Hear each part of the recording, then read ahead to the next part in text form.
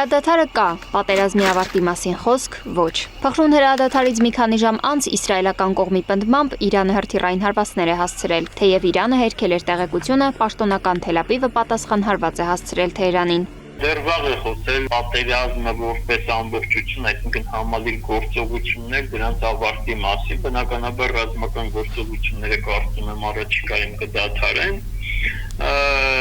բայց խոսել, որ պատերազմը որպես համալիր գործողությունների ամբողջություն, նկատի ունեմ թե տեղեկատվական, թե տնտեսական եւ թե մնացյալ իմաստներով, դեռ վաղ է դրա մասին խոսել։